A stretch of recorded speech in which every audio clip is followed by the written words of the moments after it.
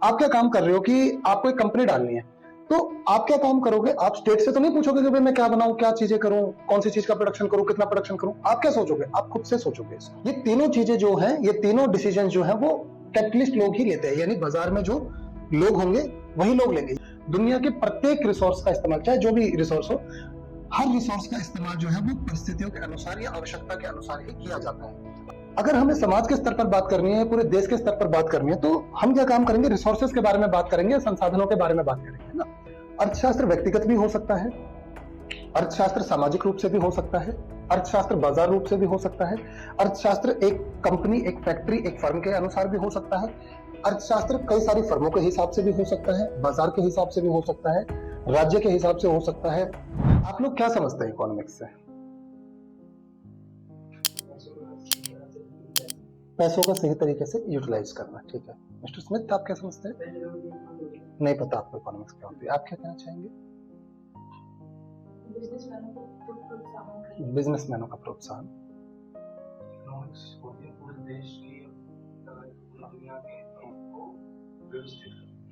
ठीक है, पूरी दुनिया के अर्थ को व्यवस्थित करने का एक शास्त्र अर्थशास्त्र कहलाता है। देखो कोई बात नहीं, ठीक है। देखो इकोनॉमिक्स जो है, हर व्यक्ति जो इसकी डेफिनेशन बनाता है वो अपने अपने हिसाब से बनाता है। ऐसा बिल्कुल भी आवश्यक नहीं है कि जो बात हम सोच रहे हैं, जो परिभाषा हम सोच रहे हैं, वही सेम परिभाषा को दूसरा व्यक्ति भी सोच रहा है। हो सकता है उसने एक स्तर पर अपनी परिभाषा निर्मित की हो, आपने किसी दूसरे स्तर पर परिभाषा निर्मित की हो, या किसी तीसरे व्यक्ति ने अपने स्तर पर परिभाषा निर्मित की हो। आवश्यक ये बात है कि आप किस स्तर पर सोच रहे हैं। अगर मैं अर्थशास्त्र को देखूं तो अर्थशास्त्र को मैं केवल सिर्फ एक नजरिए में नहीं देखता, मैं अर्थशास्त्र को कई नजरियों में देखता हूँ। ये एक इंडिविजुअल से लेकर एक नेशनल लेवल और इंटरनेशनल लेवल तक जाती है, ठीक है। अर्थशास्त्र व्यक्तिगत भी हो सकता है, अर्थशास्त्र सामाजिक रूप से भी हो सकता है, अर्थशास्त्र बाजार रूप से भी हो सकता है, अर्थशास्त्र एक कंपनी, एक फैक्ट्री, एक फर्म के अनुसार भी हो सकता है, अर्थशास्त्र कई सारी फर्मों के हिसाब से भी हो सकता है, बाजार के हिसाब से भी हो सकता है, राज्य के हिसाब से हो सकता है, देश के हिसाब से भी हो सकता है, ये कई देशों की इकोनॉमी के लिए भी हो सकता है, पूरे विश्व की इकोनॉमी के लिए भी हो सकता है। तो निर्भर ये करता है कि आपने परिभाषा किस स्तर पर करी है। अब जैसे मैं आपसे बात कहूं, कोई एक अकेला इंडिविजुअल व्यक्ति है, ठीक है, एक कोई भी व्यक्ति है, अगर एक व्यक्ति की अगर आप अर्थशास्त्र की परिभाषा निकालेंगे एक व्यक्ति के ऊपर, ठीक है, तो अब यह आवश्यक नहीं है कि वो संपूर्ण समाज के लिए वो परिभाषा सटीक बैठे। तो इसलिए अर्थशास्त्र की परिभाषा देना ही अपने आप में सबसे पहले एक बड़ा मुश्किल स्तर बन जाता है। लेकिन ऐसा नहीं है कि हम अर्थशास्त्र की परिभाषा नहीं दे सकते। सबसे पहले हमें यह समझना पड़ेगा कि हम अर्थशास्त्र में बात कहाँ की कर रहे हैं, ठीक है, इकोनॉमिक्स में हम बात कहाँ की कर रहे हैं। अगर हम एक व्यक्तिगत स्तर पर इकोनॉमिक्स की बात कर रहे हैं तो हम एक व्यक्तिगत स्तर पर बात करेंगे। अगर हम समाज के स्तर पर बात करें तो हम समाज के स्तर पर बात करेंगे। अगर हमें समाज के स्तर पर बात करनी है, पूरे देश के स्तर पर बात करनी है, तो हम क्या काम करेंगे? रिसोर्सेज के बारे में बात करेंगे, संसाधनों के बारे में बात करेंगे, है ना। तो इस बात से आप समझ सकते हैं कि इकोनॉमिक्स की एक परिभाषा देना अपने आप में एक अत्यंत कठिन कार्य है, ठीक है। तो सबसे पहले हम समझते हैं कि परिभाषा होती क्या है, ठीक है। अर्थशास्त्र, जो मैं समझता हूं अर्थशास्त्र की परिभाषा में, अब आप इसे चाहे किसी भी स्तर पर लेके जाए, जो मैं समझ पाया हूं आज तक, अर्थशास्त्र अपने संसाधनों को उचित स्तर पर नियोजित करने की एक प्रक्रिया है, ठीक है। यानी आप अपने संसाधनों को बेस्ट से बेस्ट किस प्रकार यूज कर सकते हैं, ठीक है। देखो बेस्ट यूज करने में क्या है, देखो अगर मैं इंडिविजुअल लेवल पे लेके देखूं तो किसी व्यक्ति के पास रिसोर्सेज क्या है, संसाधन क्या है, उसका पैसा, ठीक है। अब एक व्यक्ति पैसे को कैसे इस्तेमाल करेगा, ठीक है, वो उसके ऊपर निर्भर करता है। अब एक व्यक्ति के पास, जिसके पास पैसा है, ठीक है, सपोज कर लेते हैं उसके पास 1000 रुपए है, ठीक है। अब वो 1000 रुपए को कैसे इस्तेमाल करेगा उस पर निर्भर करता है। हो सकता है कि वो 1000 रुपए प्रोडक्शन में लगा दे, ठीक है, प्रोडक्शन या इन्वेस्ट मान लेते हैं हम इसे, वो इन्वेस्टमेंट में लगा दे। इस 1000 रुपए से उसके पास क्या आ जाएगा? रिटर्न। दूसरे स्तर पर वो ये भी कर सकता है कि उसी 1000 रुपए को वो कहता है कि मैं फूड ले लेता हूँ, रेस्टोरेंट में जाकर बैठ के खाना खा लेता हूँ उस 1000 रुपए से। अब उस 1000 रुपए से उसको क्या है? कोई रिटर्न नहीं मिला, ठीक है। लेकिन इस 1000 रुपए से उसने रिटर्न बना के 1000 और बना दिया, मान लेते 1500 रुपए बना लिया उसने टोटल, प्लस 500 रुपए का उसके पास रिटर्न आया, ठीक है। तो ये क्या हुआ? अब दोनों व्यक्ति इसको अपने अपने अनुसार इस्तेमाल कर रहे हैं, ठीक है। अब इसमें हम देखेंगे कि इस इंसान ने 1000 रुपए अपने खाने में इस्तेमाल कर लिए, ठीक है। इसको क्या थी? फूड की रिक्वायरमेंट थी ताकि जीवित रह सके, तो ये भी बात सही है।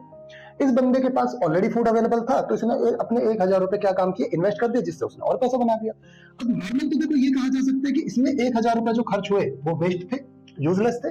इसमें 1,000 रुपए जो 500 रुपए है वो उसने एक्स्ट्रा बना लिए, ठीक है। तो इंसान अपने रिसोर्सेज का इस्तेमाल कहाँ कर रहा है ये बात निर्भर करती है, और रिसोर्सेज का इस्तेमाल करने के लिए कुछ परिस्थितियां भी होती हैं। ऐसा नहीं होता कि रिसोर्सेज का इस्तेमाल बिना परिस्थितियों के किया जा सकता है। दुनिया के प्रत्येक रिसोर्स का इस्तेमाल, चाहे जो भी रिसोर्स हो, हर रिसोर्स का इस्तेमाल जो है वो परिस्थितियों के अनुसार या आवश्यकता के अनुसार ही किया जाता है। अब यहाँ पे इसकी आवश्यकता कुछ और थी, इसकी आवश्यकता कुछ और थी, दोनों ने अपनी आवश्यकता के हिसाब से अपने रिसोर्स का एलोकेशन किया है। कई लोग ये भी कह सकते हैं, नॉर्मली इसको नहीं बोलेंगे कि भाई ये वाला इंसान जो है इसने गलत किया, नॉर्मली ये कहेंगे इसने गलत किया, क्योंकि 1,000 के बजाय कह सकते हैं कि वो 500 रुपए का भी खाना खा सकता था और 500 रुपए इन्वेस्ट भी कर सकता था, ठीक है। ये हमारा आ जाता है अपॉर्चुनिटी कॉस्ट, ठीक है। एक ही रिसोर्स का बेस्ट से बेस्ट यूज कैसे किया जाए, that is called opportunity cost. हमारी अपॉर्चुनिटी कॉस्ट क्या कहती है कि हमारे पास यदि कोई एक संसाधन है तो उस संसाधन का हम ज्यादा से ज्यादा और बेहतर से बेहतर क्या इस्तेमाल कर सकते हैं, ये हमारी अपॉर्चुनिटी कॉस्ट या अवसर लागत कहलाती है, ठीक है। इस बात को ध्यान रखना। तो यहाँ पे ये बात कह सकते हैं कि इसमें अपॉर्चुनिटी कॉस्ट निकाली जा सकती थी, ठीक है। और इसके अंदर क्या है कि उसने अपॉर्चुनिटी कॉस्ट ऑटोमेटिकली निकाल ली। तो इसकी क्या थी कि इसकी एक परिस्थिति थी, उसकी दूसरी परिस्थिति थी। इस परिस्थिति में इस व्यक्ति ने क्या काम किया, इसने अपने आप को खाना भी दिया प्लस अपने रिसोर्स का इस्तेमाल भी किया, ठीक है। इस व्यक्ति ने सिर्फ खाना इस्तेमाल किया। तो यहाँ पे इकोनॉमिक्स आ जाता है कि संसाधनों का नियोजन या उनका एलोकेशन हम किस प्रकार से करें जिससे कि हमें बेस्ट से बेस्ट रिजल्ट्स मिले, ठीक है। So that is called economics. अब हम आगे जानते हैं कि हमारे इकोनॉमिकल सिस्टम्स होते क्या क्या है। मेनली हमारे 3 इकोनॉमिकल सिस्टम माने जाते हैं। पहला होता है मार्केट इकोनॉमी, ठीक है, ठीक है। इसे हम कैपिटलिस्ट इकोनॉमी भी कहते हैं, कैपिटलिस्ट इकोनॉमी, ठीक है। या इसे बाजार व्यवस्था भी कहते हैं, ठीक है। ध्यान रखना इस बात का, बाजार व्यवस्था। दूसरी हमारी इसमें होती है गैर बाजार व्यवस्था, ठीक है, गैर बाजार व्यवस्था, ठीक है। कई लोग इसे मार्क्सिस्ट इकोनॉमी या सोशलिस्ट इकोनॉमी भी बोलते हैं, ठीक है। कई लोग इसे सोशलिस्ट इकोनॉमी बोलते हैं। तीसरी जो हमारी होती है वो होती है हमारी मिक्स्ड इकोनॉमी, ठीक है। तीसरी हमारी आती है मिक्स्ड इकोनॉमी। तो अब हम इनके बारे में जानने की कोशिश करते हैं कि ये होती क्या है, ठीक है। सबसे पहले हम देखते हैं कैपिटलिस्ट इकोनॉमी ये होती क्या है।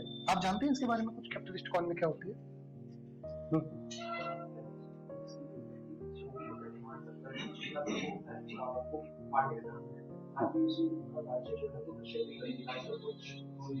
ठीक है।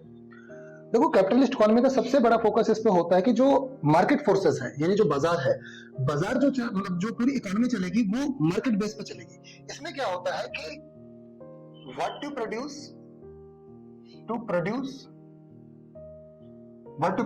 Produce and whom to produce, ये तीनों चीजें जो है, ये तीनों डिसीजन जो है वो कैपिटलिस्ट लोग ही लेते हैं। यानी बाजार में जो लोग होंगे वही लोग लेंगे। यानी कंपनी को क्या बनाना है, कितना बनाना है और किसके लिए बनाना है, ये सारी चीजें इस इकोनॉमी के अंदर आती है। इसके अंदर क्या गवर्नमेंट का कोई रोल नहीं होता। मेनली क्या होता है कि इसके अंदर जैसे मान लो आप हो, ठीक है, आप क्या काम कर रहे हो कि आपको एक कंपनी डालनी है, तो आप क्या काम करोगे, आप स्टेट से तो नहीं पूछोगे कि भाई मैं क्या बनाऊं, क्या चीजें करूं, कौन सी चीज का प्रोडक्शन करूं, कितना प्रोडक्शन करूं। आप क्या सोचोगे, आप खुद से सोचोगे इसको, है ना, कि भाई मैं जो प्रोडक्शन बनाऊंगा, सपोज करो मुझे एक हैंकरचीफ बनाने हैं, ठीक है। अब हैंकरचीफ मुझे बनाना है तो मैं कितने बनाने हैं, किस मटेरियल के बनाने हैं जिससे कि मेरी कॉस्ट कम से कम आए, किस स्तर के में बनाऊं, मेरी मार्केट का होगा, किस जगह में बेच सकता हूं, ये सब कौन डिसाइड करेगा? ये सब आप डिसाइड करेंगे। इन्हें कोई दूसरा व्यक्ति डिसाइड नहीं करेगा, ये सरकार डिसाइड नहीं करेगी। इसमें आप हमेशा कोशिश करते हो कि आप प्रॉफिट का मैक्सिमाइजेशन कर सको, यानी ज्यादा से ज्यादा प्रॉफिट निकाल सको। जब भी इंसान क्या काम करता है कि मार्केट इकोनॉमी की जब बात करता है तो वो हमेशा प्रॉफिट मैक्सिमाइजेशन की बात करता है।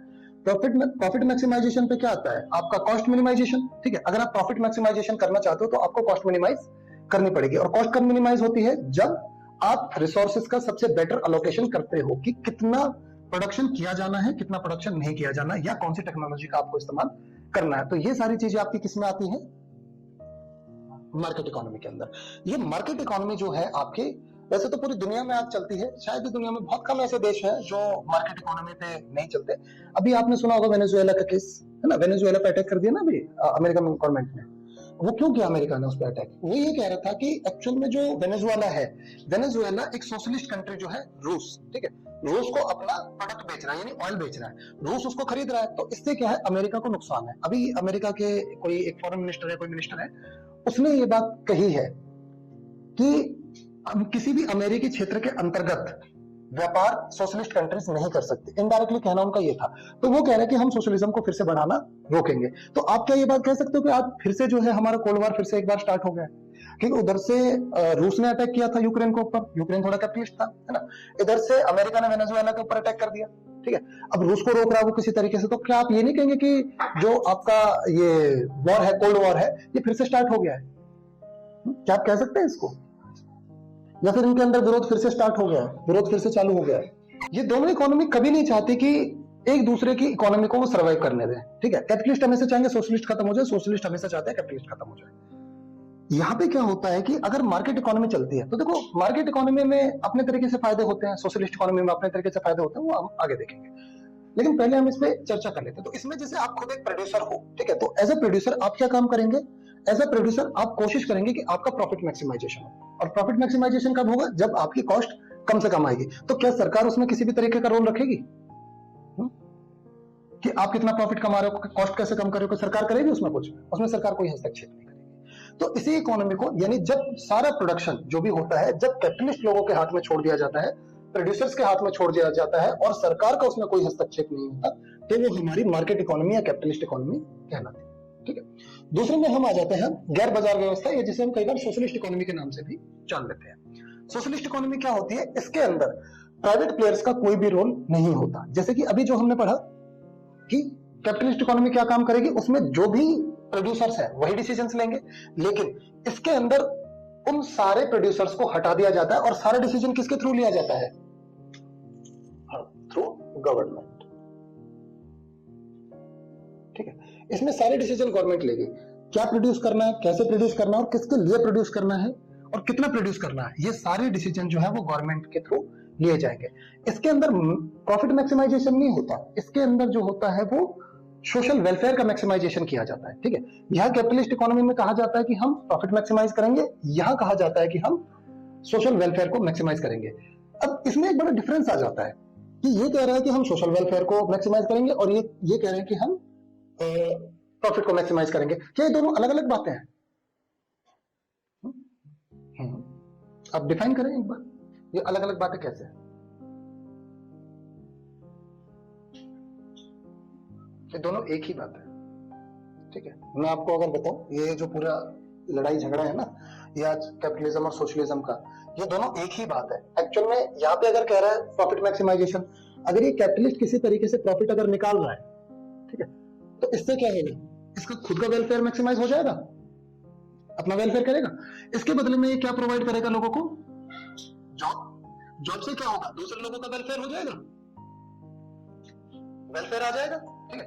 सेम चीज इसमें भी क्या होगी? इसमें भी कोई सेम चीज होगी।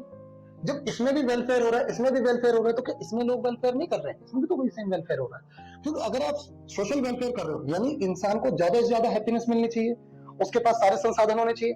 ये सरकार कह रही है कि इसमें मैं संसाधन बांटूंगी, और यहाँ पे कह रहे हैं कि हम संसाधन बांटेंगे। बात तो दोनों में एक ही आ रही है। ये कह रही है हम भी लोगों का भला कर रहे हैं, ये भी कह रहा है हम भी लोगों का भला कर रहे हैं। भला दोनों में हो रहा है। इसमें क्या होता है? इसमें कोई फोर्स नहीं होता, लेकिन इसमें थोड़ा सा फोर्स लगा दिया जाता है, सरकार अपने अकॉर्डिंग करती है। तो इसमें कई बार क्या होता है? भ्रष्टाचार की परिस्थितियां बन जाती है। इसमें क्या होता है? इसमें भ्रष्टाचार बनता है, तो इसमें जो इसका उल्टा बनता है कैपिटलिस्ट में, इसमें लालच बनता है। यहाँ भ्रष्टाचार आएगा, यहाँ लालच आएगा। परिस्थिति दोनों में एक जैसी निर्मित होती है, चाहे आप किसी भी देश की उसके अंदर बात कर ले, चाहे आप सोशलिस्ट गवर्नमेंट में काम करें, कैपिटलिस्ट में काम करने के तरीके अलग होंगे, लेकिन फाइनल जो डिजायर होगी वो वही होगी। इसमें क्या होता है कि जैसे कैपिटलिस्ट लोग होते हैं, ये क्या काम करते हैं? दूसरे देशों में जाते हैं और दूसरे देशों के रिसोर्स को कवर करते हैं, यही होता है। इसके अंदर क्या होगा? इसमें पूरा देश का कवर कर लिया जाता है। तो काम दोनों में एक जैसा ही होता है, लेकिन इसमें जो फोर्सेस ड्रिवन होती है वो गवर्नमेंट की होती है, और इसमें जो फोर्सेस होती है वो ड्रिवन होती है रिच पर्सन की या बिजनेसमैन की। तो बस ये डिफरेंस इसमें आता है, लेकिन फाइनल रिजल्ट अगर आप निकालोगे ना, तो ऑलमोस्ट फाइनल रिजल्ट आपका सेम मिलेगा, कैप्चराइजेशन। ध्यान रखना, दोनों का काम है रिसोर्सेस कैप्चराइजेशन। चाहे आप एज अ कैपिटलिस्ट के तौर पे किसी दूसरे देश के रिसोर्स कैप्चर करो, या आप देश पे ही कब्जा करके रिसोर्सेस को कैप्चर करो, बात दोनों में एक ही आती है, ठीक है। लेकिन फिर भी डिफरेंस है। यहाँ पे क्या होता है? सोशलिस्ट इकोनॉमी में गवर्नमेंट सारे डिसीजन लेगी, ठीक है। What to produce, how to produce and whom to produce, ये किसके थ्रू लिया जाता है? गवर्नमेंट के थ्रू, ठीक है। अब सपोज करो कि आप जो है वो गवर्नमेंट के एक अधिकारी हो, तो आप मुझे बताओ कि सबसे पहले आप क्या प्रोड्यूस करोगे? सबको प्रोवाइड हो जाए, ठीक है। उसके बाद जो ठीक है, जॉब सर बिजनेस, ठीक है, हाँ भाई ज्यादा बेनिफिट है, ठीक है। यहाँ पे जो मेरे विचार से है, इसमें ना एक सिस्टमैटिक वे से प्रोडक्शन किया जाता है, ठीक है। सिस्टमैटिक वे से कैसे होगा, इसमें सबसे पहले बेसिक नीड्स का प्रोडक्शन करेंगे, बेसिक नीड्स पे फोकस करेंगे, जितने भी हमारे ह्यूमंस है उसकी बेसिक नीड्स क्या क्या है, ठीक है। एग्जांपल अगर हम ले, सबसे पहले क्या आता है हमारा रोटी कपड़ा मकान, तो किसी भी देश के अंदर सबसे पहला जो प्रोडक्शन किया जाएगा वो खाने का, यानी व्हीट राइस जो भी होगा, एग्रीकल्चर पे सबसे पहले फोकस किया जाएगा जिससे कि खाना आ सके। उसके बाद जो हमारी क्लोथिंग है उसका प्रोडक्शन किया जाएगा, उसके बाद हमारे जो घर में रहने वाली चीजें हैं वो चीज, ये हमारे बेसिक तीन चीजें होगी जो कि हमें सर्वाइवल में काम आती है, ठीक है। दूसरा, अब इंसान की बेसिक नीड्स के अंदर क्या क्या रिक्वायरमेंट होता है, एजुकेशन रिक्वायरमेंट होती है, हेल्थ रिक्वायर्ड होती है, उसके अलावा ट्रांसपोर्ट, इंफ्रास्ट्रक्चर, हाँ, तो ये सारी चीजें एक बेसिक स्ट्रक्चर में आ जाती है। उसके बाद गवर्नमेंट क्या करेगी, काम करेगी, इन पे फोकस करेगी, ठीक है। तो इसमें क्या होता है, जो सर्वाइवल ह्यूमन नीड से लेके आगे बढ़ते चले जाते हैं, जैसे जैसे नीड कंप्लीट होती चली जाती है वैसे वैसे लोग आगे बढ़ते चले जाते हैं। बट लेकिन कैपिटलिस्ट इकोनॉमी में ये नहीं होता, उसमें सीधा ये कर दिया जाता है कि भाई आपको जिस चीज में प्रॉफिट दिखाई दे रहा है आप वहां पे जाके अपना प्रोडक्शन डाल लो। अगर किसी व्यक्ति को ये लगता है कि भाई मैं फाइटर जेट प्लेन बनाऊं या प्लेन्स बनाऊं, आप जाके बना लो। लेकिन सोशलिस्ट इकोनॉमी ये कहेगी नहीं, पहले हमारे जो रिसोर्सेज है वो उस जगह लगाओ जहां पर लोगों को ज्यादा भला मिल सके, हम फाइटर प्लेन्स बाद में बना लेंगे। लोगों की आवश्यकताएं क्या है, तो जैसी लोगों की आवश्यकताएं होंगी ये लोगों की आवश्यकताओं के हिसाब से बनाएगा और ये अपने लाभ के हिसाब से बनाएगा। ये जो है वो डिफरेंसेस इस इकोनॉमी के अंदर आते हैं। अब जो ये इकोनॉमीज होती हैं ये ध्यान रखना पूरे देश के ऊपर असर करती है, ठीक है। ऐसा अगर कोई देश चल रहा है, जैसे कि अगर हमने देखा, अगर हम रूस की बात करें तो रूस जो था या यूएसएसआर जिसे हम कहते थे, 91 के अंदर उसका ब्रेकडाउन हो गया था, डिसॉल्वेंस हो गई थी। तो 91 से पहले जो रूस था हमारा एक सोशलिस्ट इकोनॉमी पे था। कई लोग ये बात कहते हैं कि रूस का जो सिस्टम था, सोशलिस्ट सिस्टम, वो पूरे तरीके से कोलैप्स हुआ था, ठीक है। उसमें कहा जाता था कि जो लोग थे उनको उनकी बेसिक नीड्स नहीं मिलती थी, उनके राइट्स छिन जाते थे, कुछ लोग जो है वो करप्शन में आ गए थे, और कुछ लोगों ने क्या काम किया था, पावर को पूरे तरीके से कैप्चर कर लिया था, जिसकी वजह से जो आम जनता थी, आम जनता को किसी भी तरीके से वो नहीं मिलता था। लेकिन क्या ऐसा सही है? अगर हम आज भी अगर देखें, ऐसा नहीं कि रूस उस टाइम पे काफी हद तक कमजोर था, रूस उस टाइम पे बहुत मजबूत था। आपको में भी पता ना हो इस बात का, लेकिन 79 के आसपास में अमेरिका कोलैप्स होने वाला था, ठीक है। थोड़ी सी परिस्थिति रह गई थी, अदर देन रूस से पहले अमेरिका कोलैप्स हो जाता, वो बच गया थोड़ा सा। उसकी स्टोरी हम कभी चर्चा करेंगे उस चीज की, यूएसए का कोलैप्स कैसे कैसे होते होते बचा। एक डिसीजन था जो बचा गया, अदर देन तो बस पूरा सिस्टम यूएसए का ढहने वाला था। हम ये नहीं कह सकते, देखो कोई भी जो सिस्टम होता है, चाहे वो सोशलिस्ट सिस्टम हो या कैपिटलिस्ट सिस्टम हो, हर परिस्थिति में अपने अपने हिसाब से सही है। हम ये नहीं कह सकते कि सिर्फ सोशलिस्ट सिस्टम खराब है, हम ये नहीं कह सकते कि कैपिटलिस्ट सिस्टम खराब है। कैपिटलिस्ट सिस्टम की अपनी खामियां हैं। अगर आप ध्यान देंगे तो इसमें देखो लोग धीरे धीरे गरीब होते चले जाते हैं, है ना। इसके अंदर भी आप देखोगे तो कुछ लोगों को ज्यादा मिलता है, कुछ लोगों को कम मिलता है, तो परिस्थितियां कुछ वैसे ही निर्मित हो जाती है। हमें अपने हिसाब से इस बात को देखना होता है कि हमें क्या करना चाहिए। ध्यान रखना, हमारी जो परिस्थिति, अगर मैं आपको कहूं कि किस देश में कौन सा सिस्टम अप्लाई किया जाए, तो अगर कोई देश गरीब है, उसके पास बहुत ज्यादा रिसोर्सेज नहीं है, या वो देश जो है वो उतना प्रोडक्शन नहीं कर पाता है, या उसका पास ज्यादा पैसा नहीं है, तो उसको सोशलिस्ट सिस्टम अपनाना चाहिए, धीरे धीरे अपना डेवलपमेंट करना चाहिए। लेकिन अगर कोई देश अच्छा खासा है, जानता है, उसके पास रिसोर्सेज है, टेक्नोलॉजी है, कैपिटलिस्ट सिस्टम को अपना सकता है। ध्यान रखना, दोनों सिस्टम अपनी अपनी जगह सही है। आपको मैं ये बताया जाता हो बेसिकली कि सोशलिस्ट सिस्टम अच्छा नहीं होता, कैपिटलिस्ट अच्छा होता है, ऐसा कुछ भी नहीं है। ये भी सिस्टम अच्छा है, ये भी सिस्टम अच्छा है, लेकिन निर्भर करता है कि हम कौन सा सिस्टम बनाते हैं और किस सिस्टम के अनुसार चलते हैं।